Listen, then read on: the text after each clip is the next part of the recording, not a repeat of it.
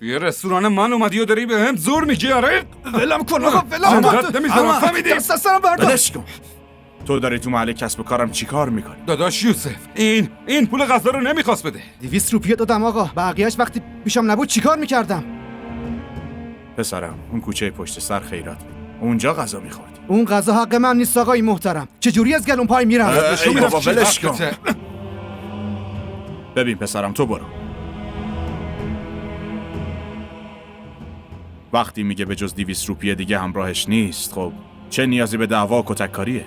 پول غذاش 300 روپیه میشد داداش، ولی اون فقط 200 روپیه داد. اگه پول نداشت خب از اول میتونست بگه، اما توی رستوران خودمون اومده و بهمون زورگویی میکنه. داشت برام رئیس بازی در میآورد. نمیتونم زورگویی کسی رو تحمل کنم. باشه،